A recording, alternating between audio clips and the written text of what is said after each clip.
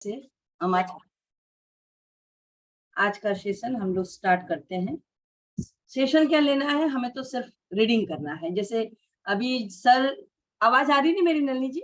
हाँ, जैन जी सर ने हम लोग को एक अच्छे क्लास की तरह, जैसे क्लास में हम लोग बच्चों को उठा उठा के आज का रीडिंग तुम्हें करना है, आज का तुम्हें रीडिंग करना है, तो वो कार्य हम लोग को दिया गया है। तो आज मेरा नंबर लग गया है रीडिंग करने के।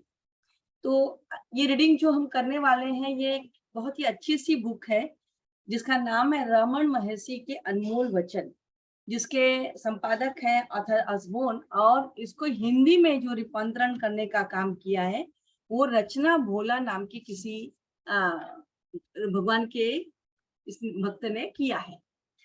इस किताब को जब हमने पढ़ा तो इसमें बहुत छोटे छोटे टॉपिक्स दिए हैं और वो हमें बहुत ही अच्छे लगे, जिसमें सभी टॉपिक बहुत अच्छे हैं। लेकिन आज हम सबसे पहले जो टॉपिक ले रहे हैं वो टॉपिक है हमारा हृदय। हम लोग जब हम लोग को जैन जी सर जब बताते हैं कि हृदय में रुको, हृदय में रुकना है, भगवान ने बताया है कि हमें खुद को अपने हृदय गुफा में ढूंढना है, वहीं पे हम हैं। तो हर एक के हमने देखा, हम लोग 2 साल से हम लोग इससे जुड़े हुए हैं और 2 साल से कंटिन्यूस हम लोग देख रहे हैं कि इसमें से ऐसा कोई भी सदस्य अभी तक नहीं आया है जिसको ये प्रश्न न हुआ हो यार ये क्या है हृदय गुफा। क्योंकि सर बोलते दाई तरफ है, जबकि अब जनरली हम लोग को मालूम है फिजिकल हार्ट तो हमारा बाई तरफ है। तो ये बहुत ही कंफ्यूजन सबको ही रहता है। तो सर ने बहुत अच्छे से हम लोग को समझाया कि भाई ये ऐसे कुछ जगह नहीं है ये हृदय हृदय करके। तो इसी चीज को जब भगवान के एक भक्त ने उनसे पूछा था तो उन्होंने उनको किस तरह से समझाया था, कितनी अच्छी तरह से उसको समझाया था, वो इसमें हम पहले तो रीड आउट ही कर रहे हैं और उसके बाद शायद फिर हम लोग आपस में उसकी चर्चा करेंगे और शायद हम लोग को बहुत अच्छे से उसको समझ में आ जाएगा। तो टॉपिक का नाम ही दिया है हृदय और मस्तिष्क। महर्षि ने हृदय और मस्तिष्क के बारे में जो भी कहा यह अध्याय उसे बताने के लिए उपयुक्त ठहरेगा। उन्होंने कहा कि हृदय ही चेतना का स्थान, हृदय ही चेतना का स्थान है। चेतना, सेल्फ, मैं जो हमेशा हम लोग रोज इस चैनल पे या इस प्लेटफॉर्म पे सिर्फ इसी की हम लोग बात करते हैं, मैं, और वो कौन सा मैं, वो शरीर वाला मैं, अहम वाला मैं, या अस्तित्व जो सही मैं है, जो मैं हूँ, चेतना, कॉन्शियसनेस, प्योर अवेयरनेस जिसकी हम लोग बात करते हैं। तो उसके बारे में महर्षि ने बहुत ही अच्छे ढंग से यहाँ बताया है। परंतु इसका अर्थ यह नहीं है कि वे शरीर के बाईं ओर स्थित अंग की बात कर रहे हैं। यह वह हृदय नहीं है जो रक्त के प्रवाह को बनाए रखता है। वे वक्ष के दाई ओर में स्थित आध्यात्मिक हृदय की बात करते हैं और चेतना से उनका अर्थ विचार नहीं, चेतना से उनका अर्थ विचार नहीं बल्कि अस्तित्व का विशुद्ध भाव है, बल्कि चेतना का विशुद्ध भाव ही अर्थ है चेतना। तो उन्होंने अपने अनुभव से आध्यात्मिक जागरूकता के इस केंद्र को पाया। देखो, उन्होंने ये सर भी हम लोग को कई बार बता चुके हैं कि महर्षि ने कहीं गुरु ने की, कहीं कोई शिक्षा नहीं की, ये सारे उनके अपने अनुभव हैं जो कि उनके शायद कई जन्मों के उनके अपने कर्म हैं जिसकी वजह से उनको वो चीजें मिली है। तो उन्होंने अपनी आध्यात्मिक जागरूकता से इस केंद्र को पाया और कुछ प्राचीन ग्रंथों में भी इसकी पुष्टि की गई। भगवान ने अपने अनुभव से पाया, लेकिन बाद में देखा गया कि कई प्राचीन ग्रंथों में भी इसके बारे में चर्चा की गई है। वो क्या है? वो है हृदय गुहा, या जो दाई तरफ के में स्थित जिस हृदय की हम लोग बात करते हैं। तो जब उनके भक्तों को हृदय पर ध्यान केंद्रित करने का निर्देश दिया जाता है तो वह दाई और स्थित आध्यात्मिक हृदय के बारे में कहा जाता है। वे इसे चेतना के भौतिक स्पंदन के रूप में, स्पंदन सर बार बार कहते हैं कि अनुभव करना है, हमको फील करना है। क्यों? क्योंकि ये कोई ऑब्जेक्ट, कोई ऐसा वस्तु नहीं है, कोई ऑर्गन नहीं है कि जिसको हम देख सकते हैं या महसूस, इसको सिर्फ हमको इसके स्पंदन को जो हम, और ये अब तो धीरे धीरे हम लोग भी थोड़ा सा जब मैं प्रैक्टिस करते हैं तो हम लोगों को भी ये अनुभव होने लगा है कि जब हम लोग मैं या इस तरह से करते, या मैं में स्थिर होने की कोशिश करते या ढूंढने की कोशिश करते, एक जगह कहीं थोड़ा सा एक स्पार्क होता है, स्पंदन होता है। और इसी के बारे में बता रहे हैं कि इसे चेतना के भौतिक स्पंदन के रूप में अनुभव कर सकते हैं। भगवान प्रायः यह भी कहते हैं कि हृदय आत्मा के समान ही है, हृदय आत्मा के समान ही है, और इन्हें याद दिलाते हैं कि यह हृदय शरीर के नहीं बल्कि किसी भी तरह, किसी भी स्थान से परे है। समझ आया? ये कोई स्थान है ही नहीं, अगर हम ढूंढेंगे तो नहीं है, कोई स्थान नहीं है, सबसे परे है। ये एक अनुभूति है, इसको आपको सिर्फ महसूस ही करना है। तो जैसा जैन जी सर भी हम लोग को बात करते हैं, भाई ये कोई जगह नहीं है कि आप ढूंढोगे। हाँ, आप मैं करो, आपको जहां से मैं की शुरुआत दिखती है उसी वही स्थान पे आपको स्थिर हो जाना है। वही आपके आत्म स्वरूप का स्थान, वही आपके आत्मा का स्थान है। तो भक्त, अब भक्त फिर से पूछ रहा है कि आप यह क्यों कहते हैं कि हृदय वक्ष के दाईं ओर स्थित है, जबकि जीव विज्ञानी कहते हैं कि यह वक्ष के बाईं ओर पाया जाता है। आप किस संदर्भ के आधार पर यह कह सकते हैं? देखिए, हम जो लोग होते हैं, जिसका थोड़ा सा हम लोग का लेवल तो अभी भगवान जितना तो नहीं है, तो भक्त का भी लेवल भगवान से कम ही था।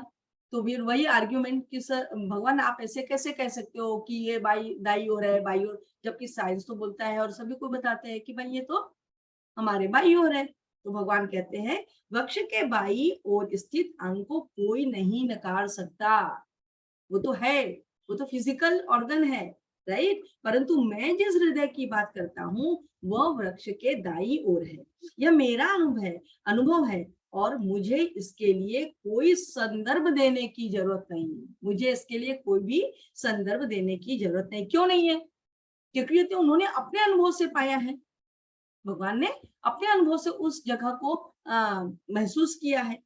हालांकि आप आयुर्वेद पर लिखी मलयाली पुस्तक और सीता उपदेश में इसका वर्णन देख सकते हैं। भगवान ने क्या कहा, इन दो पुस्तकों का नाम दिया और कहा कि आपको भी अगर देखना है तो आप इन दो पुस्तकों में इस दाहिने तरफ के वृक्ष के जो हृदय की बात हम कर रहे हैं उसके बारे में आप वहां पे सुन सकते हो। इतना कहने के बाद भगवान उन ग्रंथों के विवरण को भी पढ़कर सुना देते हैं। इन दोनों ग्रंथों का जो नाम लिया भगवान ने, उन दोनों ग्रंथों के में जो विवरण दिया गया है उसे भी भगवान पढ़ करके सुनाते हैं। और कई बार यह पूछे जाने पर वे बाइबल के भी उदाहरण देते हैं, बाइबल का भी उदाहरण देते हैं, जिसमें कहा गया है कि बुद्धिमान व्यक्ति का हृदय दाईं ओर और मूर्ख व्यक्ति का हृदय बाई ओर होता है। ये बाइबल की लाइन है जो कि भगवान ने उन्होंने उन अपने उस भक्त को बताई। कि क्या बताया कि जो मूर्ख लोग हैं उनके लिए हृदय बाई ओर है और जो ज्ञानी है उनके लिए हृदय कहाँ है? दाई ओर। अब ये कौन सा है हृदय? ऑर्गन नहीं, ये जिस हृदय की बात हम कर रहे हैं, जहाँ चेतना है, कॉन्सियसनेस है, जो मैं हम स्व स्व की जो हम बात करते हैं वो उस हृदय की बात है। भक्त, हमें इस हृदय पर ही इतना ध्यान क्यों लगाना चाहिए? नेक्स्ट क्वेश्चन भक्त का है कि हमें इस हृदय पर ही इतना ध्यान क्यों लगाना चाहिए? अब भगवान क्या बोल रहे हैं? क्योंकि आप सच्ची चेतना की तलाश में हो। आप किसमें हो? सच्ची चेतना। अगर चेतना की तलाश में हो तो आपको यहीं पे ही ध्यान लगाना होगा। आप इसे कहाँ पा सकते हैं? ये भगवान पूछ रहे हैं। आप इसे कहाँ पा सकते हैं? क्या आप इसे अपने अपने से बाहर पा सकते हो? कितना सुंदर। अब इसके लिए जैन जी सर भी हम लोग को रमन महर्षि की चीजें बताती है, उन्होंने और डीप में अध्ययन करते हैं और हम लोग को बताते हैं कि भाई ये क्या बोल रहा है कि आप खुद को कहाँ ढूंढोगे? खुद से अलग ढूंढ पाओगे क्या? नहीं। और जो तुम हो, सर तो कितनी बार ये भी हम लोग को बोलते हैं कि भाई जो तुम हो उसको ढूंढोगे तो वो कहाँ मिलेगा? नहीं मिलने वाला, क्योंकि तुम हो ही वही, तुम्हारा स्वरूप ही वही है। तो सेम देखिए, या भगवान क्या कर रहे हैं, आप इसे कहाँ पा सकते हैं? क्या आप इसे अपने से बाहर पा सकते हो? आपको इसे अपने भीतर ही पाना हो। तभी आपको अपने भीतर देखने का निर्देश दिया गया है। और इसीलिए सेल्फ इंक्वायरी, अपने अंदर झांको। और कोई भी, जहां भी हम आध्यात्मिक जीवन की बात करते हैं, फिर वो कोई धर्म से रिलेटेड हो, कोई भी आप ग्रंथ को पढ़ लो या कुछ भी पढ़ लो, किसी भी ऋषि मुनि, किसी भी गुरु की बात देखें, तो हर जगह एक कॉमन बात आती है कि अंदर जाओ, अंदर जाओ, अंदर जाओ। अंदर की तरफ ही आपको मुड़ना है। तो आप भगवान यहाँ कह रहे हैं कि इसीलिए तो अंदर की ओर जाने या देखने का निर्देश दिया जाता है। हृदय ही चेतना का स्थान है अथवा स्वयं चेतना है। हृदय ही चेतना का स्थान है या उसे स्वयं चेतना भी हम बोल सकते हैं। मैंने आपको यह निरीक्षण करने को कहता हूँ, भगवान बोल रहे हैं कि मैं आपको ये निरीक्षण करने के लिए कहता हूँ कि आपके शरीर में मैं कहाँ से पैदा होता है। सर भी यही बोलते हैं ना हम लोग को कि अंदर जाइए और देखिए कि जब आप मैं बोलते हो तो वो मैं कहाँ से आ रहा है, कहाँ से उसका उद्भव हो रहा है।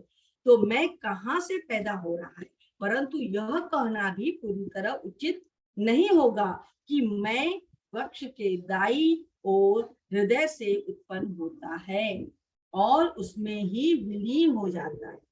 अब यह देखिए, यहाँ भगवान दूसरी चीज बोल रहे हैं कि ये भी पूरी तरह सत्य नहीं है, क्योंकि भगवान ने पहले ही कह दिया है कि भाई ये जो दाई तरफ के हृदय की बात हम कर रहे हैं ये कोई ऑर्गन नहीं है, इसको यहाँ सिर्फ एक स्पंदन है, अनुभूति यहाँ हो सकती है। तो इसलिए ये भी पूरी तरह सत्य नहीं है कि वहीं से मैं या चेतना का उद्भव होगा और वहीं पे विलीन होगा। अब आगे उसको बता रहे हैं फिर हृदय सत्य का ही दूसरा नाम है। हृदय क्या है? हृदय सत्य का ही दूसरा नाम है जो न तो शरीर के भीतर है और न ही कहीं बाहर स्थित है। कहाँ है? न तो शरीर के अंदर है न तो शरीर के बाहर स्थित है। इसके लिए कोई भीतर या बाहर ऐसी चीज है नहीं। जैसे हम लोग आगे जाकर के इसमें भी महर्षि ने बताया ब्रह्म के बारे में। जब एक भक्त उनसे पूछते हैं कि फिर अगर आप बोल रहे हो सब झूठ है तो फिर ब्रह्मांड भी झूठ हुआ, तो उन्होंने ब्रह्मांड भी भ्रम हुआ।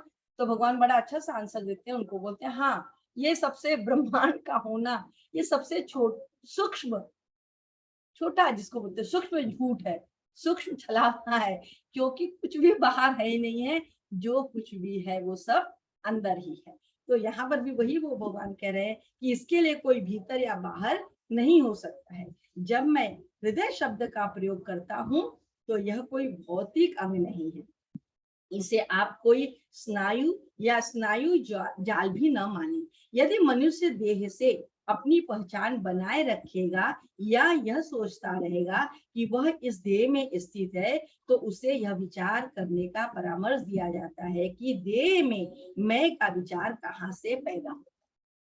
इसका मतलब ये है कि भगवान क्या कह रहे हैं कि जो हम बोल रहे हैं आपको दाई दाई ओर स्थित है, दाई ओर स्थित है, तो ये क्यों बोल रहे हैं कि जैसे अभी हम प्राइमरी स्कूल में जाएं तो हमें क्या बताया जाएगा, उस लेवल की चीजें बताई जाएगी ना। तो अगर जब तक भक्त का लेवल उस स्थिति को समझने में नहीं है तो वहां पे उस भक्त को कहीं तो एक सहारा देना है ना। तो उस सहारा देने के लिए ये बताया जा रहा है कि वृक्ष कहाँ है, बाई ओर स्थित है और यहाँ पे हम यहीं से आई का उद्भव होता है और यहीं से आई विलीन भी हो जाता है, ऐसा भगवान यहाँ पे बता रहे हैं। राइट, तो परामर्श दिया जाता है कि मैं देह में मैं का विचार कहाँ से पैदा होता है और कहाँ विलीन होता है, इसे वृक्ष में दाई ओर ही स्थित होना चाहिए। किसी भी धर्म, जाति या लिंग के व्यक्ति पर ध्यान दें। जब वह मैं को इंगित करता है, जब वह मैं को इंगित करता है तो उसका हाथ कहाँ जाता है? चलिए हम लोग सब एक बार ट्राई करते हैं, बोलते हैं मैं और देखते हैं हाथ कहाँ जा रहा है, बाईं ओर जाता है कि दाईं ओर? कहाँ जा रहा है अपना हाथ? दाईं ओर जाता है ना, दाईं ओर जाता है या नहीं? हृदय बोलते हैं तो हमारा हाथ कहाँ जाता है? अपने दाईं तरफ ही आ जाता है। तो भगवान भी यही बोल रहे हैं कि आप किसी भी लिंग के, किसी भी धर्म के, किसी भी जाति के व्यक्ति से पूछ लो और आप मैं उसका पूछो कहाँ है करके, तो वो उसका हाथ कहाँ पे जाएगा? उसके दाहिने वृक्ष की तरफ ही, दाहिने हृदय की तरफ ही जाता है। तो उन्होंने कहा इंगित करता है कि उसका हाथ सदा अपने हृदय के दाईं ओर ही जाता है। अगर जागने पर और सोने के लिए जाते हुए मैं के विचार के पैदा होने और मिटने को ध्यान से देखें तो पता चलता है कि यह दाईं ओर हृदय से आता है। आगे बढ़ते हैं। जब एक कमरे में अंधेरा हो तो उसमें रोशनी करने के लिए आपको दीपक चाहिए। एक कमरे में अंधेरा है और हमें उसे उजाला करना है तो हमको क्या करना पड़ेगा? एक दीपक जला। ये पुरानी बात है, उस समय दीपक था इसलिए वो दीपक बोल रहे हैं, हमें लाइट जलाना पड़ेगा, ट्यूबलाइट जलाना पड़ेगा, तो हमें दीपक जलाना पड़ेगा। जब सूर्य उदय हो चुका हो तो आपको दीपक की जरूरत है क्या? कितनी सुंदर बात है। जब हम बड़े हो चुके हैं, हम एमए लेवल की पढ़ाई को समझ सकते हैं, तो हमें वो प्राइमरी वाली पढ़ाई की जरूरत नहीं, लेकिन प्राइमरी में हम एमए वाली पढ़ाई नहीं समझ सकते हैं, तो लेवल के हिसाब से हमको जाना है। तो वही भगवान कह रहे हैं कि अंधेरा है तब हमें किसकी जरूरत है? दीपक की जरूरत है। लेकिन जब सूर्य नारायण उदित हो चुके हैं तो हमें दीपक की जरूरत है क्या? उस समय में दीपक की जरूरत नहीं होती है। राइट? आप उसी सूर्य की रोशनी में ही आप सब कुछ देख सकते हैं। सूरज को देखने के लिए भी दीपक नहीं चाहिए और सूरज को देखने के लिए भी आपको दीपक की जरूरत नहीं है, क्योंकि वह तो स्वयं ही प्रकाशित है। ठीक इसी तरह से मन के साथ भी वस्तुओं का बोध पाने के लिए मन का प्रतिबिंबित प्रकाश चाहिए। वस्तुओं का बोध पाने के लिए मन का प्रतिबिंबित प्रकाश चाहिए, परंतु हृदय को देखने के लिए मन के भीतर की ओर मुड़ना ही, मन को भीतर की ओर मुड़ना ही काफी होगा। तब मन स्वयं ही पीछे हट जाता है और हृदय प्रकाशित हो जाता है। कितना सुंदर काम। मतलब यहाँ बोलना क्या है भगवान को? बोलना यह है कि जब आप अपने आप को शरीर समझोगे, देह भान में रहोगे, तो आपको सहारे की जरूरत है। लेकिन जब आप देह भान में नहीं हो, आप स्वयं को, आप खुद क्या हो, आपकी स्थिति क्या है, अगर आप इसको समझ जाते हो तो उस समय फिर आपको किसी भी सहारे की जरूरत नहीं होगी। राइट? जैसे उन्होंने एग्जांपल क्या दिया? सूर्य का दिया कि जब सूर्य निकल आया है तो हमें रोशनी के लिए दीपक करने की जरूरत भी नहीं है, और सूर्य की क्या हमारे दीपक से सूर्य प्रकाश देगा? नहीं, क्योंकि वह स्वयं प्रकाशित है। तो इसी तरह हम जो है, हम मतलब मैं मतलब चेतना, वो चेतना जो है वो स्वयं प्रकाशित है, उसे किसी भी दीपक की जरूरत नहीं है। यौगिक अभ्यास के दौरान इसमें भी बहुत अच्छा दिया कि फिर क्या ये योग करना, ध्यान करना और ये करना, एक जगह हम पढ़ रहे थे तो एक भक्त उनसे पूछते हैं कि मतलब इसकी कोई जरूरत नहीं है? तो भगवान ने कहा नहीं, ये सारी चीजें, भक्ति है, योग है, ध्यान है, ये सारी चीजें एक एक स्टेप्स हैं। सभी जैसा कि अपने सर भी कई बार अपने लोग को बोलते हैं कि आप किसी भी रास्ते से जा सकते हो, जिसमें आपको जो आपको उचित लग जाए, जो आपको रच जाए, जिसको हम लोग बोलते हैं। तो यहाँ पे भगवान भी उसी तरह से उनको आंसर देंगे कि यौगिक अभ्यास के दौरान अक्सर दोनों भावों के मध्य शरीर के किसी आध्यात्मिक चक्र पर ध्यान लगाया जाता है। जैसा कि अगले अध्याय में विस्तार से बताया जाएगा, वृक्ष के दाईं ओर स्थित यह हृदय इन चक्रों में से नहीं है। भगवान अपनी शिक्षाओं में स्पष्ट तौर पर कहते हैं कि किसी अन्य बिंदु की तुलना में हृदय केंद्र पर ध्यान एकाग्र करना नहीं कहीं कहीं अधिक प्रभावी होगा। क्या कहा? कि अगर हम यहाँ ध्यान केंद्रित करें या और कोई बहुत सारी हम लोग टेक्निक्स करते हैं ध्यान को, अपने मन को मेन क्या करते हैं, अपने मन को एकाग्र करने की कोशिश करने के लिए हमको ध्यान करना है। लेकिन यहाँ तो भगवान क्या बोल रहे हैं कि मन को ही अंदर डाल देना है, मन को ही इन्वर्ट करना है। इसलिए यहाँ पे क्या भगवान बोल रहे हैं कि जैसा कि अगले भगवान अपनी शिक्षाओं में स्पष्ट तौर पर कहते हैं कि किसी अन्य बिंदु की तुलना में हृदय केंद्र पर ध्यान एकाग्र करना कहीं अधिक प्रभावी होगा, परंतु यह भी विशुद्ध अनुसंधान से कम प्रभावी ही माना जाएगा। क्या मतलब? और विशुद्ध अनुसंधान क्या है? Self inquiry. भगवान हर चीज का आंसर एक ही देते हैं और वो है सेल्फ इंक्वायरी। मैं को देखो, स्वयं को जानो। भक्त, अब दूसरा प्रश्न आ रहा है भक्त की तरफ से।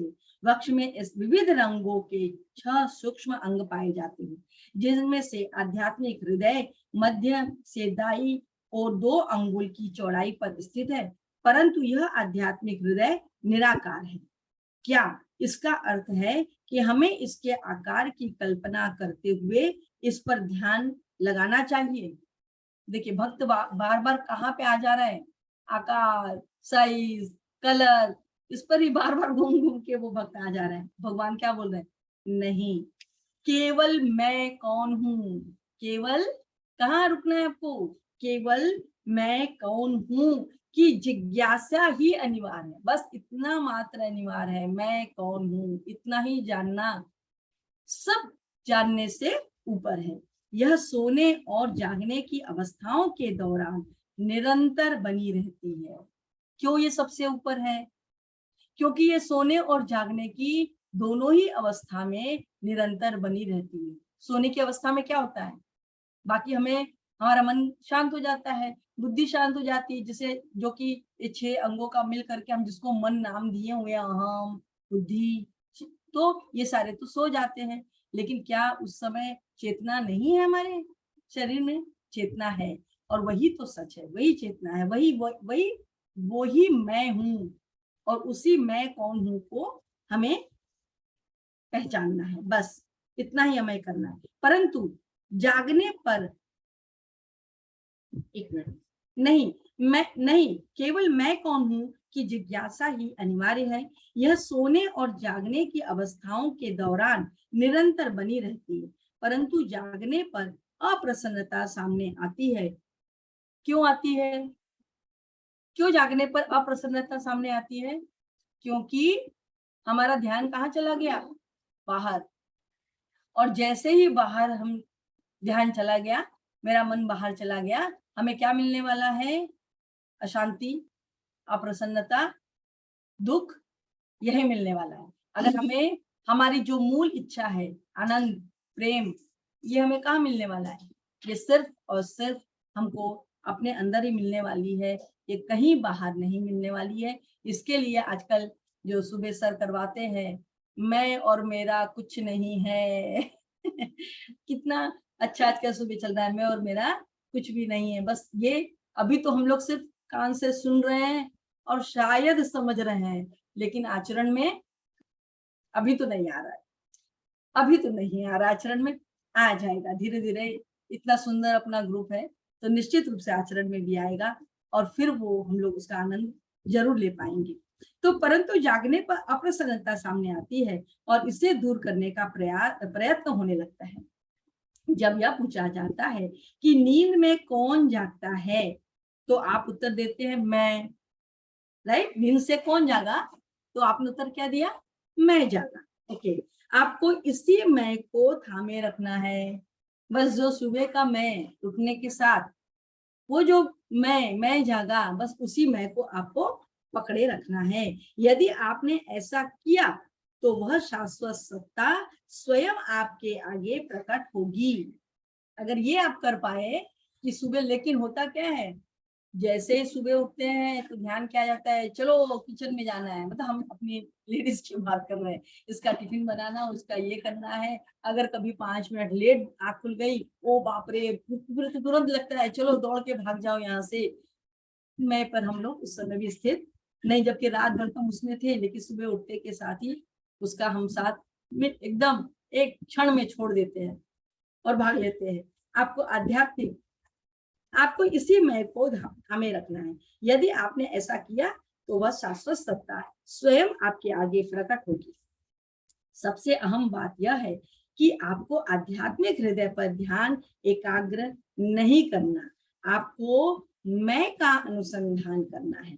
भीतरी और बाहरी ऐसा कुछ नहीं है, भीतरी और बाहरी ऐसा कुछ नहीं है। दोनों ही शब्दों का एक ही अर्थ है, या कोई अर्थ नहीं है। एक ही हर अर्थ है, या तो उसका कोई अर्थ, उसका अर्थ लगाओ ही मत। ये सारी चीजें अर्थ से परे हैं। हृदय चक्र पर ध्यान लगाना ही आध्यात्मिक अभ्यासों में से एक है। जो हृदय पर ध्यान लगाता है, केवल वही मन की निष्क्रियता और विचारों के मिटने के बाद भी सजग रह सकता है। यदि किसी दूसरे बिंदु पर ध्यान एकाग्र किया जाए तो यह संभव नहीं हो पाता। केवल इस आध्यात्मिक हृदय पर ध्यान लगाकर ही यह गुण पाया जा सकता है। जैसा कि भक्त ने ऊपर पूछा कि दोनों भावों के बीच में उस बिंदु पर अगर ध्यान लगाएं, तो उसका जवाब यहाँ भगवान दे रहे हैं कि अगर आप किसी और भी बिंदु पर अगर ध्यान लगाते हो तो वो आप परमानेंट स्थिर नहीं हो पाओगे। सबसे अच्छा कहाँ है कि आपको अपने हृदय स्थल पर लगाना है, और उससे भी अच्छा क्या लगाना है, उसको भी एक बार छेड़ देना है। और इसके लिए एक और जगह भगवान ने एग्जाम्पल दिया था, हमें जब जैसे हम लोग कहीं पर भी आग लगाना है, दिया लगाना है, सपोज, तो हम लोगों ने क्या जलाया, माचिस जलाया। अब माचिस क्या कर रही है, साधन है उस दिए को जलाने के लिए, लेकिन क्या उसके बाद माचिस बच जाती है क्या, नहीं, माचिस तो जल जाती है, माचिस खुद भी जल जाती है। तो वही भगवान बोल रहे हैं कि आपको हृदय गुफा पे ध्यान लगाना, और फिर एक समय आएगा जब वो हृदय गुफा भी, वो बाएं जो हम बोल रहे दाई तरफ का हृदय, वो भी गायब हो जाएगा, और वो होंगे आप स्वयं। वो है प्योर कॉन्शियसनेस, जिसको हमने चेतना या स्वयं स्व बोलते हैं। मैम एक क्वेश्चन है। हाँ जी। मैम ये जो आपने बताया कि अर्ली मॉर्निंग में जब हम मैं उठते हैं और हम अपने आप को पूछते हैं, तो हमें ये आंसर होनी चाहिए कि मैं उठा हूँ, ठीक है ना? ये मैं से हमें रहना चाहिए। लेकिन हाँ, बाकी हर जगह हमें मैं को छोड़ना चाहिए, देखना चाहिए, इन्वेस्टिगेशन करना चाहिए, हू एम आई? सो ये इसमें डिफरेंस क्या है? मैं समझ नहीं पा रही हूँ इसलिए। मैं को छोड़ना नहीं है। आपने क्या बोला कि जब हम सुबह उठते हैं तो वो जो मैं आया उसको छोड़ना है, ये बोला ना नहीं, आपने, छोड़ना नहीं, उसको पकड़ना है। पकड़ना वही है। मैं पे हमें रहना है। हाँ, लेकिन जो दिन भर हम बोलते हैं कि हू एम आई में रहना है, कि मैं कौन हूँ, वो जो हाँ, क्वेश्चन में हमें रहना है, ताकि हाँ, हम वो कॉन्शियसनेस में रह सकें। तो हाँ। उस चीज़ के लिए फिर ये और इसमें क्या डिफरेंस है? ये जो थिन लाइन का डिफरेंस है, वो क्या है? नहीं नहीं, डिफरेंस कहाँ है, यही तो यहाँ बता रहे हैं कि हम तो उस सुबह उठने के साथ अगर हम उस मैं को पकड़ लें तो हुँ, शायद हम पूरे दिन भर मैं वाली स्थिति में रह पाऊंगी। लेकिन ऐसा होता नहीं ना, ऐसा हुँ, होता है क्या, हम लोग पूरे टाइम मैं की स्थिति में रह सकते हैं क्या, नहीं रह पाते ना, छूट जाता है। तो जब हुँ। वो छूट जाता है तो वापस हमको हु एम आई के द्वारा उसको पकड़ना है, ये है। आई ओके। थिंक आपने जो पूछा नलिनी जी, जी बोलिए। इनका जो प्रश्न था वो जो मैंने समझा और हमने जो आंसर दिया इनको, इन्होंने नहीं पूछा ठीक है, नहीं नहीं बराबर है, करेक्ट करेक्ट। हाँ और कि प्रिया जी यहाँ, आप सर को भी वापस पूछ सकते हो, बट हाँ किरण जी ने जो बताया परफेक्ट है कि हमें वही अपना जो इंडिविजुअल ईगो है उसी को देखना है, और जब भी हम उसको देखते रहेंगे तो वो अपने इटर्नल आई में सक हो जाएगा। तो दोनों चीजें सेम ही है, दिन भर जो करते हैं और सुबह में जो करते हैं। बट सुबह का एक एडवांटेज क्या होता है कि हम ऑल द टाइम अपने इटर्नल आई में है, क्योंकि मन भी तभी शांत हो गया है, तो हम उस इटर्नल आई का ग्लिम्स तभी पा सकते हैं। तो अगर जो पहला आई उठता है, ईगो वाला आई, उसको हम बाहर ना जाने दे तो हमें ये ग्लिम्स इजीली मिल सकता है। Is it okay okay ma'am. Priya ji? नहीं तो आप सर ओके से, मैम। कोई आप भी सर क्लियर से, नहीं हाँ हुआ, बट इट्स ओके। हाँ सर से पूछ लीजिए। नहीं प्रिया जी, ये प्रश्न आप नोट डाउन कर लो, और शायद हम लोग को भी इससे बेटर सर से आंसर मिलेगा, सबको फायदा होगा उसका। Yes ma'am. हाँ? दीदी सुबह उठते ही क्या बोले कि कौन उठा? हाँ, जैसे प्रश्न उठता है, जब हम लोग उठते हैं तो ये होता है ना, कौन उठा, तो उठा कौन, हाँ, मैं। तो क्या हम इस शरीर को बोल रहे हैं क्या कि ये शरीर उठा?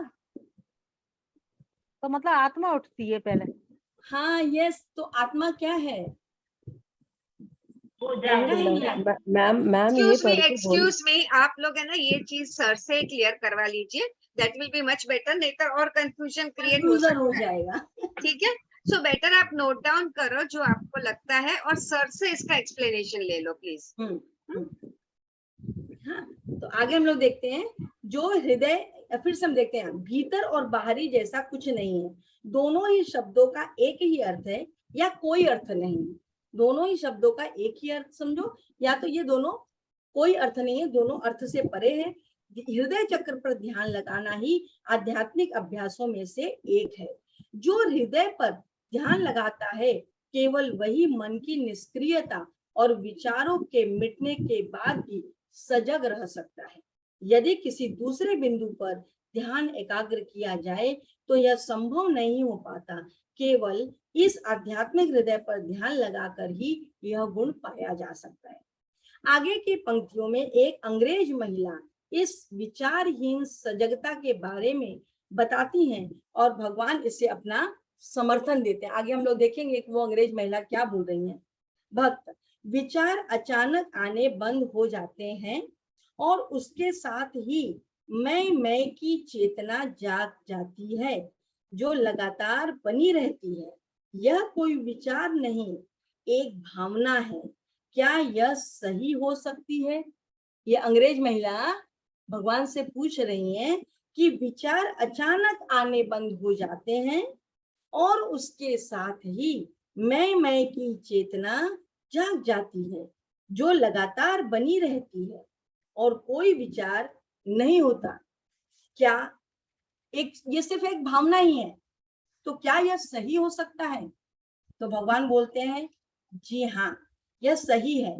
विचारों को मिटना ही होगा, विचारों को मिटना ही होगा और इसके बाद ही मैं की चेतना को महसूस किया जा सकता है।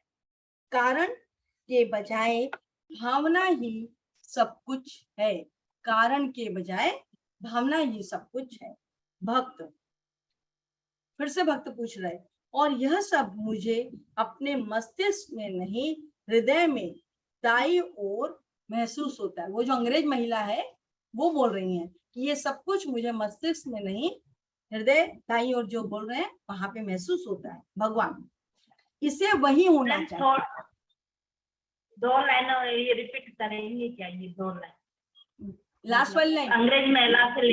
हाँ, अंग्रेज जो महिला जब तो अंग्रेज महिला आई थी वहां से। हाँ, एक मिनट, जब ये चर्चा हो रही थी तो उस समय एक महिला भी थी वहां, अंग्रेज महिला। तो उन अंग्रेज महिला ने भगवान से पूछा कि विचार अचानक आने बंद हो जाते हैं। महिला ने कहा कि मुझे क्या होता है कि अचानक से मेरे विचार आने बंद हो जाते हैं और उस स्थिति में मैं की चेतना जाग जाती है। अंडरस्टूड? जब विचार बंद हो गए तो मैं उनका जागृत हो जाता है और वो स्थिति लगातार बनी रहती है। यह कोई विचार नहीं, एक भावना है। क्लियर कर रही है कि ये जो मैं है, ये स्थिति मेरी विचार वाली नहीं है, ये मेरे अंदर एक जो अनुभूति हो रही है वो है। तो क्या ये सही है? तो भगवान बोल रहे हैं, हाँ, यह सही है। विचारों को मिटना ही होगा, वही तो करना है, विचारों को मिटना ही होगा और इसके बाद ही मैं की चेतना महसूस किया जा सकता है। कारण के बजाय भावना ही सब कुछ है। भक्त, वापस वही अंग्रेज महिला कह रही है, और यह सब कुछ मुझे अपने मस्तिष्क में नहीं, हृदय में दाई ओर महसूस होता है। अब भगवान बोल रहे हैं इसे वही होना चाहिए, सही जगह है उसका, दाई और भगवान तो बोलते ही है, तो क्योंकि हृदय भी वही है। भक्त, जब मैं बाहर की ओर देखती हूँ तो ये ओझल हो जाता है। जो हम लोग अभी चर्चा कर रहे थे कि सुबह उठने पे होता क्या है, हम लोग बाहर की तरफ हो जाते ना, तो ये जो असली वाला मैं है, ये जो अनुभूति है वो बंद हो जाती है, ओझल हो जाती है। मुझे क्या करना चाहिए? अब भगवान कहते हैं इसे कस कर पकड़े रखना चाहिए। अब कसकर पकड़े रखना चाहिए इसका बताते हैं। इसका अर्थ यह नहीं है कि मैं की चेतना की अवस्था में विचार नहीं आ सकते।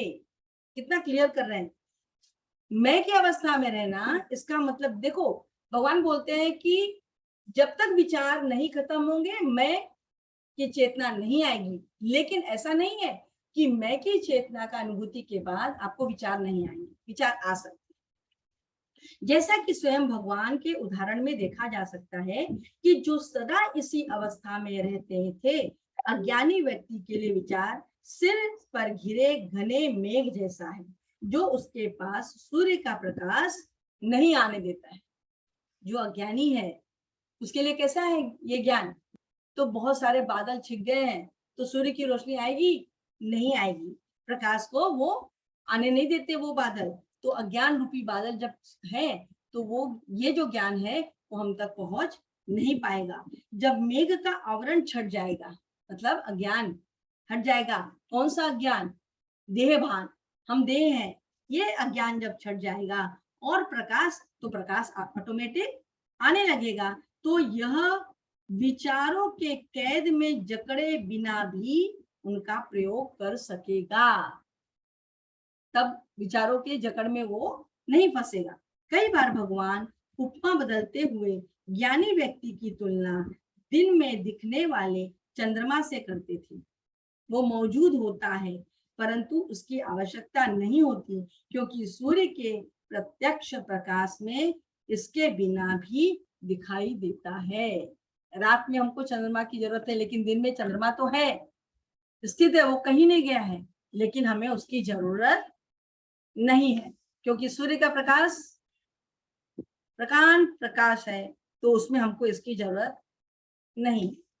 नलिनी जी जी बोलिए। अभी हम लोग क्या करें इस मेडिटेशन के?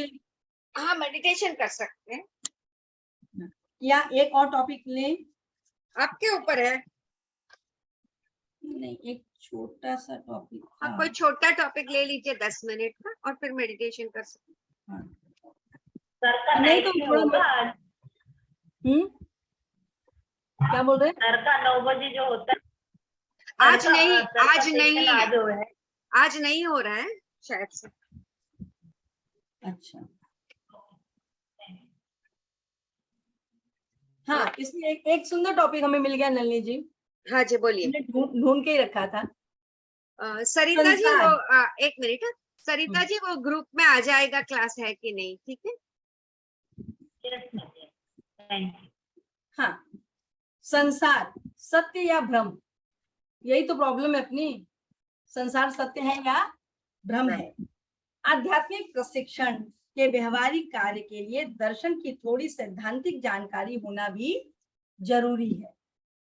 महर्षि के साथ यह अद्वैत का रूप ले लेती है, जो महान आचार्य शंकर की शिक्षाओं के अनुरूप है। हालांकि इसका अर्थ यह नहीं है कि भगवान को किसी दार्शनिक की दृष्टि से शंकर से प्रभावित नहीं कर सकते। उन्होंने जो भी बोध पाया वो अपने प्रत्यक्ष ज्ञान से जाना है। उनके अनुसार ही शंकर की शिक्षाओं को मान्यता दी है।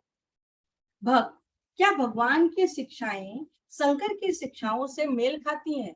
ये पूछ रहे हैं कि क्या भगवान की शिक्षाएं शंकर के शिक्षाओं से मेल खाती है? भगवान की शिक्षाएं उनके अपने अनुभव और ज्ञान की देन है। दूसरे लोगों को लगता है कि वे श्री शंकर की शिक्षाओं से मेल खाते। यहाँ शंकर मतलब शायद आदि शंकराचार्य के बारे में यहाँ बोला जा रहा है। तो कुछ लोगों को यह हुआ कि शायद भगवान की जो शिक्षा है वो उनसे है, तो भगवान ने कहा कि भैया कि हमारा तो अपना स्व अनुभव का है, हो सकता है कि भगवान की शिक्षाओं शंकर की शिक्षाओं से भी वो मेल खाती है। भक्त, जब उपनिषद कहते हैं जब उपनिषद कहते हैं कि सभी ब्राह्मण हैं, तो हम शंकर की इस बात से कैसे सहमत हो सकते हैं कि यह संसार एक माया है? जब सभी बोलते हैं, उपनिषद बोलते हैं कि सभी ब्राह्मण हैं, तो हम शंकर की इस बात से कैसे सहमत हो सकते हैं कि यह संसार एक माया है? भगवान शंकर ने यह भी कहा है कि यह संसार ब्रह्मन या आत्मा है। उन्होंने इस बात पर आपत्ति की है कि व्यक्ति यह कल्पना करने लगता है कि आत्मा उन नामों व रूपों से आबद्ध है जिससे यह जगत बना है। उन्होंने केवल इतना कहा कि संसार में ब्रह्मन के अतिरिक्त कोई वास्तविकता नहीं है। आत्मा एक सिनेमा के पर्दे की तरह है और संसार को इस पर दिख रहे चित्रों के समान माना जा सकता है। आप चित्रों को तब तक ही देख सकते हैं जब तक पर्दा मौजूद है। ये एग्जाम्पल अपने को सर भी बहुत बार देते हैं, परंतु जब देखने वाला स्वयं पर्दा बन जाए तो केवल आती है। जब देखने वाला स्वयं पर्दा बन जाए तो सिर्फ आत्मा शेष रह जाती है। शंकर की निंदा की गई कि उन्होंने माया के दर्शन के अर्थ को समझे बिना ही उसे प्रतिपादित किया। उन्होंने 3 वाक्य कहे, ब्रह्मम यथार्थ है, यह ब्रह्मांड अवास्तविक है, ब्रह्म ही ब्रह्मांड है। वे तीसरे कथन में कहते हैं कि जब ब्रह्मांड को ब्रह्म से अलग देखा जाता है तो यह झूठा और भ्रामक हो जाता है। एक आत्मा के रूप में देखने पर यह यथार्थ होता है, परंतु आत्मा के बिना देखा जाए तो यह भ्रामक हो उठता है। केवल आत्मा ही अस्तित्व है, आत्मा का ही अस्तित्व है और यह वास्तविक है। संसार व्यक्ति व ईश्वर आत्मा की काल्पनिक रचनाएं हैं। संसार व्यक्ति व ईश्वर ये क्या है? आत्मा की काल्पनिक रचनाएं हैं। ये एक साथ प्रकट होती हैं और अदृश्य भी होती हैं। दरअसल यह आत्मा ही संसार है और यही मैं और ईश्वर है। जो कुछ भी अस्तित्व रखता है वह इसी सर्वोच्च सत्ता का प्रकटीकरण है। भक्त, सत्य या वास्तविकता क्या है? भगवान, सत्य को सदा यथार्थ होना चाहिए। इसका कोई नाम या आकार नहीं, परंतु यह सभी सीमाओं से परे असीम है। इसे किसी भी बंधन में नहीं रख सकते। यह यथार्थ होने के नाते सारे अयथार्थ को स्थापित करता है। यह जो है वही है। यह अस्तित्व और अनअस्तित्व के विवरण तथा वाणी से परे है। इसको हम किसी भी चीज में बांध नहीं सकते हैं। भक्त, ये केवल कुछ भाव प्रकट करने या अलग अलग दृष्टिकोण होने की वजह से किसी तरह के मतभेदों में नहीं उलझते हैं। भक्त, बौद्ध जगत को अस्वीकार करते हैं, जबकि हिंदू दर्शन उनके अस्तित्व को स्वीकार करने के बाद भी उसे असार कहता है। ऐसा ही है ना भगवान? यह केवल देखने का अलग अलग नजरिया है। भक्त, वे कहते हैं कि संसार की रचना दैवी ऊर्जा यानी शक्ति से हुई है। क्या माया के आवरण के कारण ही असत्य का ज्ञान होता है? भगवान, यह सारी सृष्टि उस दैवी ऊर्जा के कारण है, परंतु इस ऊर्जा की प्रकृति क्या है? इसे अपनी सृष्टि की प्रकृति के अनुसार होना चाहिए। भक्त, क्या माया की भी अवस्थाएं हैं? भगवान, माया तो स्वयं भ्रामक है। माया तो स्वयं भ्रामक है। इसे किसी के द्वारा इसके बाहर से देखा जाना चाहिए, परंतु कोई दृष्टा इससे कैसे देख सकता है? इसकी अवस्था के बारे में कैसे बता सकता है? आप सिनेमा के पर्दे पर बहुत से दृश्यों को चलते हुए देखते हैं। आग से इमारतें नष्ट हो जाती हैं, पानी के वेग से जहाज डूब जाते हैं, परंतु जिस पर्दे पर यह सब दिखाया जा रहा है उस पर आग या पानी का कोई भी असर क्यों नहीं होता है? ऐसा इसलिए नहीं होता क्योंकि वह पर्दा असली है और उस पर जो दिखाया जा रहा है वह नकली है। ठीक इसी तरह से दर्पण से निकले प्रतिबिंब गुजरते हैं, कितने ही प्रतिबिंब गुजरते हैं, परंतु इस पर इनकी संख्या या गुणवत्ता का कोई असर नहीं होता है। एक ही दर्पण में हम देखें, दूसरा देखेगा, तीसरा 100 लोग देख लें, तो क्या दर्पण बदल जाता है? नहीं, दर्पण की गुणवत्ता में कोई भी चेंजेस नहीं आता है। ठीक उसी तरह संसार एक अद्भुत घटना है जो केवल वास्तविकता की बुनियाद पर टिका है, जो कि किसी तरह से प्रभावित नहीं होता है। सत्य केवल एक है। बस करें नलिनी जी? ठीक है। अभी हम लोग थोड़ी देर मेडिटेशन कर लेते हैं। तो दीदी हम लोग है ना, पर्दा है, जैसे बिल्कुल। पर्दे पे कोई असर नहीं होता बारिश का, आग का, ऐसे हम लोगों को भी असर नहीं होना चाहिए सुख दुख का। हम लोग को नहीं, आत्मा या चेतना, हाँ, जो आत्मा, चेतना आत्मा है। को। हाँ जी। हाँ, शुरू करें? तो हम सभी यस अब थोड़ी देर ध्यान के लिए तैयारी करते हैं। फ्रेंड्स, आपका जो भी क्वेश्चंस है ना, आप जेंट्स सर सर से को पूछ सकते हैं। आंखें बंद कर लेते हैं, चश्मे पहने हैं तो उतार देते हैं और 3 गहरी सांस लेंगे।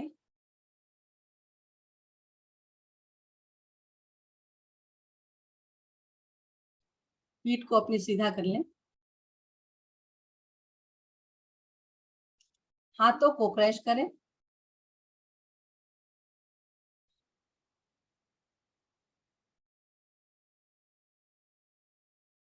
पहली गहरी सांस। श्वास बिल्कुल गहरी होनी चाहिए। आपको पूरा पेट भर के सांस लेना है और फिर नासिका के द्वारा उस श्वास को छोड़ते हुए स्वयं को, अपने इस स्थूल शरीर को रिलैक्स करना है। इसी तरह से एक और गहरा श्वास लेते हैं और छोड़ते हैं। अभी आपका शरीर और रिलैक्स हो चुका है। एक और गहरा सांस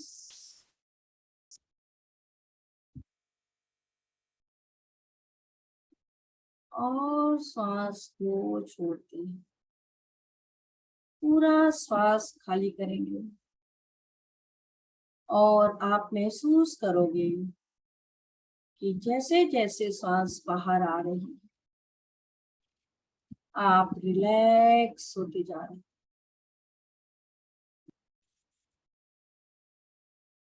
बिल्कुल खाली हो गए। अपने कंधों को थोड़ा पीछे की तरफ,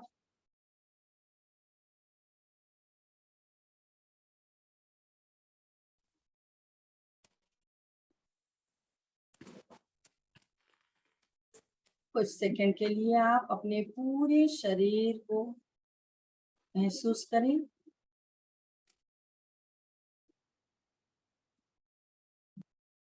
पैर के अंगूठे से लेकर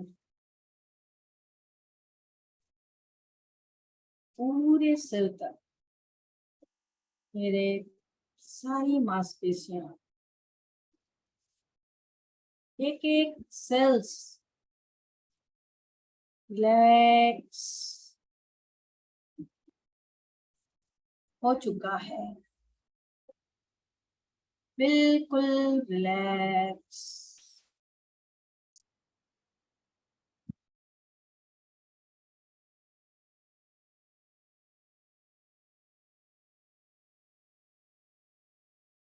अब 1 मिनट के लिए आप अपने ध्यान को अपने मन की तरफ ले जाएं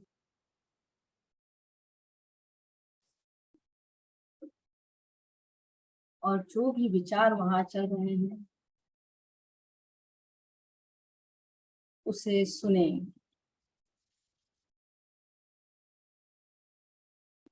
ताकि उसकी जो उत्सुकता है या वो जो कुछ भी आपको बताना चाह रहा है वो भी शांत हो जाए।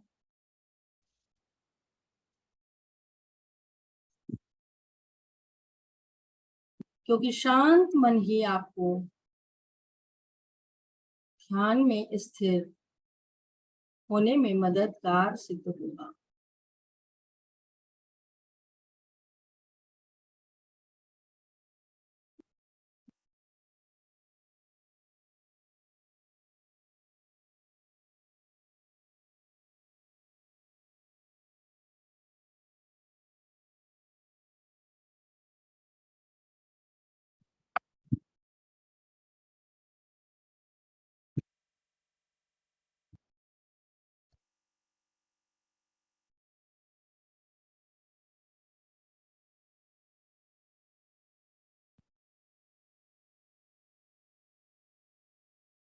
और ध्यान में गहरे जाने के लिए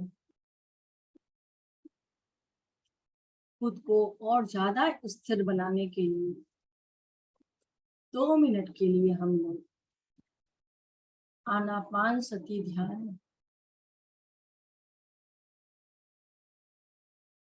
की प्रैक्टिस करेंगे। आनापानसती ध्यान यानी अपने आने और जाने वाली श्वासों के साथ जुड़ जाना।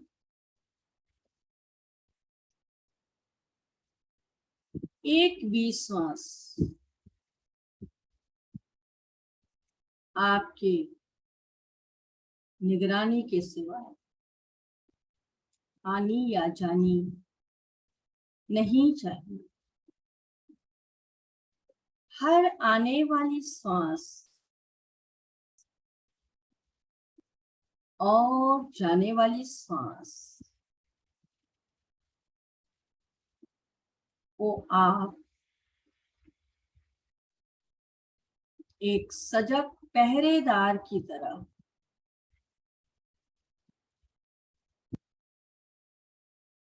बिल्कुल दृष्टाभाव से देखेंगे, महसूस करेंगे।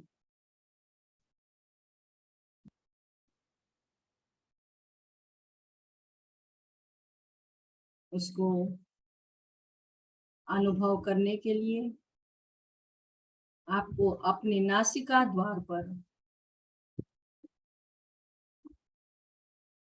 ध्यान देना है। शुरुआत में अगर नहीं होता है तो हम एक उंगली को वहां रख करके अनुभव कर सकते हैं, और यदि नासिका पे हमें अनुभूति नहीं होती है तो हम अपने नाभि पर भी ध्यान केंद्रित कर अपनी आने और जाने वाली सांसों के साथ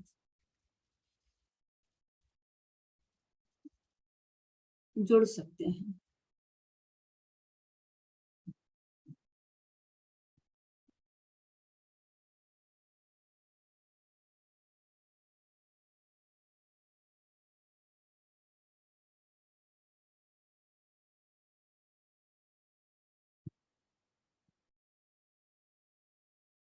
भगवान बुद्ध का बहुत बहुत आभार,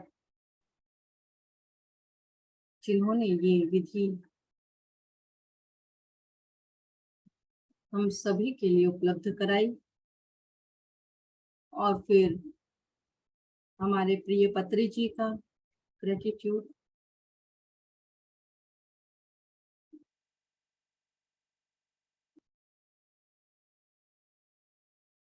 और पूरे भाव के साथ महर्षि भगवान रमन की अनुमति के साथ, उनके ग्रेटिट्यूड के साथ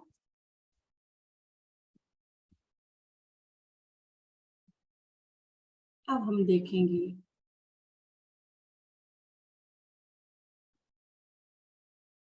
मैं को, आई को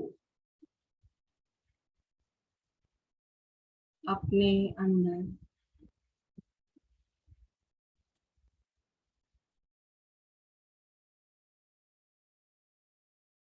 जैसा कि भगवान ने कहा,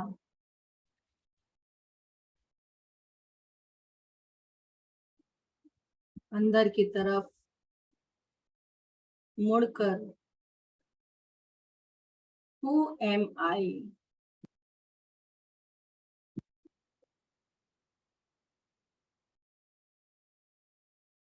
मैं का अन्वेषण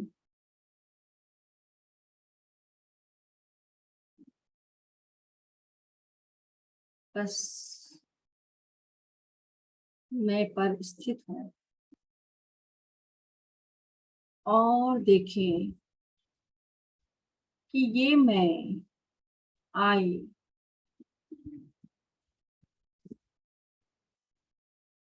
का उद्भव आपके अंदर कहाँ से हो रहा है।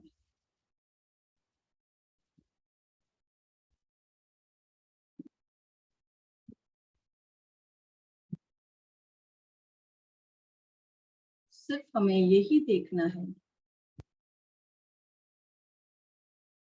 आई का प्रादुर्भाव कहाँ से हो रहा है।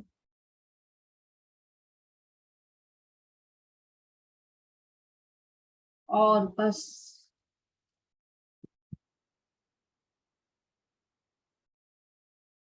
कौन है ये आई और कहाँ है ये आई,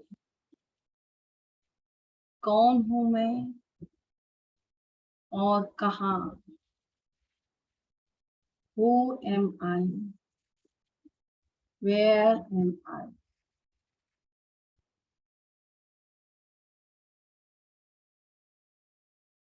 स्थिर हो जाना है उस स्थान पर जहां से आई का उद्भव हो रहा है। पूरी अटेंशन के साथ, 100% अटेंशन के साथ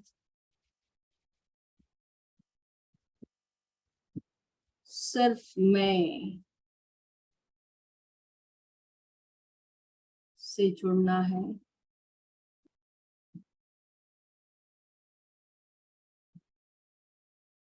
और यदि फिर भी कोई विचार उठ रहा है तो पुनः प्रश्न करें कि ये विचार किसे आ रहा है। प्रश्न होगा मुझे, तो पुनः प्रश्न करें who am I, और देखें I कहाँ स्थित।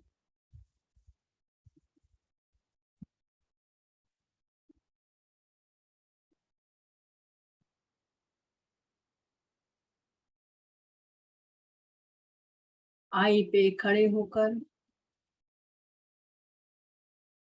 I को महसूस करें। स्वयं के द्वारा स्वयं की खोज।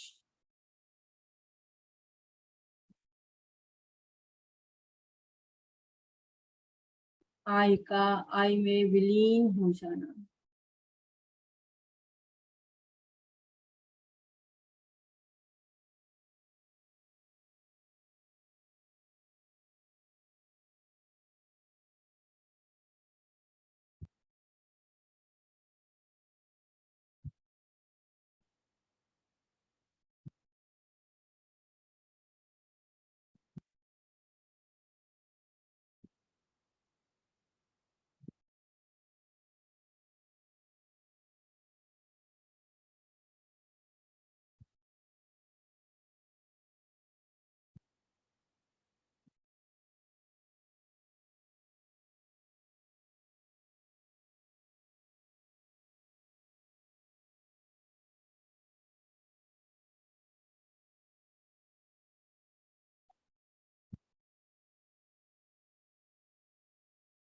I में विलीन हो जाना है खुद को।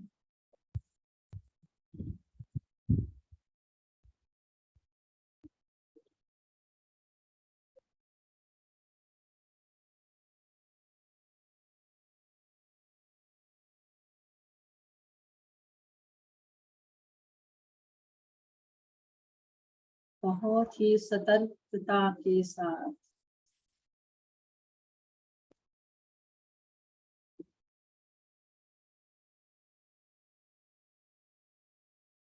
I से I को ढूंढते हुए I में विलीन हो जाना। मैं से मैं को ढूंढते हुए मैं में विलीन हो जाना।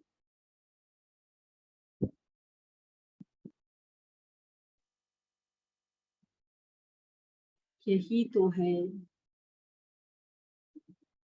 भगवान रमन महर्षि के द्वारा बताया गया आई अन्वेषण, सेल्फ इंक्वायरी।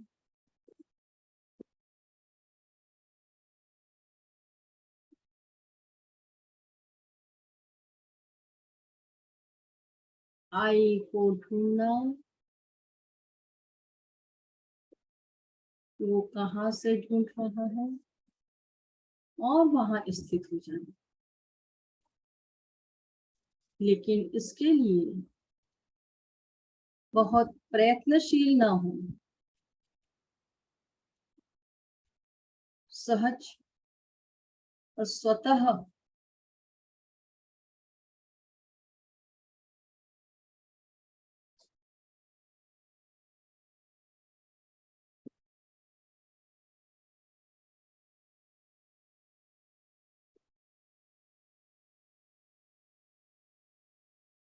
और यदि कोई विचार आ रहा है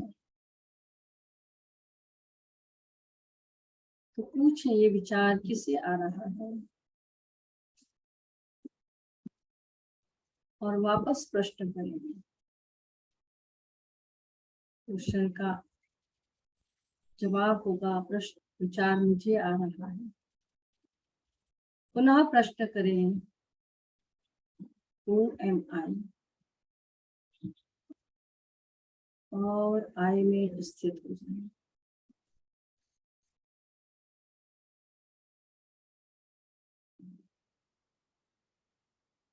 आखिरी का 1 मिनट।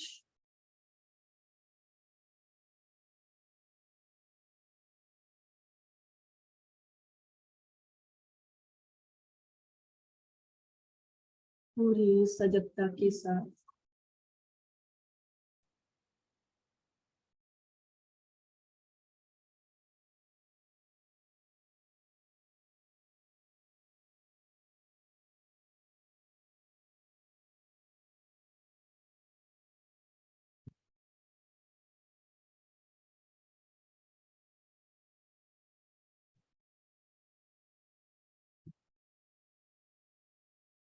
बिल्कुल स्थिर हो जाए।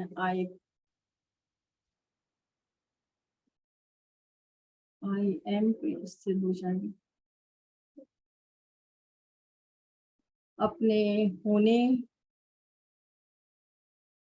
के आनंद को अनुभव करें।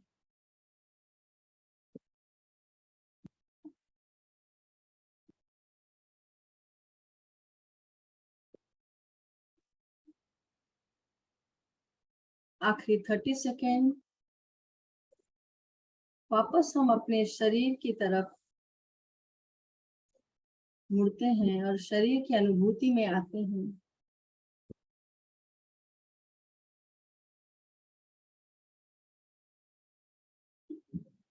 अपने आजू बाजू के वातावरण के प्रति सजग होते हैं।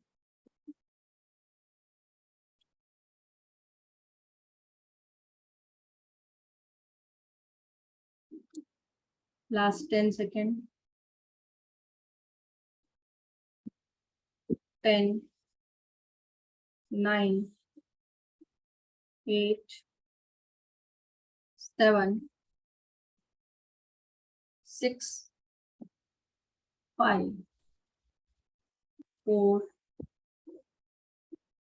3, 2, 1, 0। धीरे से अपने हाथ की दोनों हथेलियों को अपने आंखों पे रखते हैं।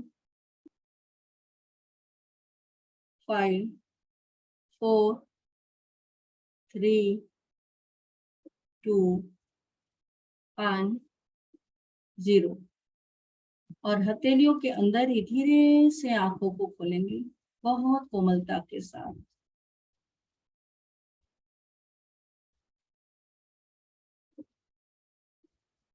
और उस ध्यान की एनर्जी को महसूस करेंगे। महर्षि रमन का बहुत बहुत धन्यवाद। यहाँ उपस्थित सभी ध्यानियों का बहुत बहुत धन्यवाद। हमारे सर जैन जी का धन्यवाद। सभी ऋषियों मुनियों सभी का बहुत बहुत धन्यवाद।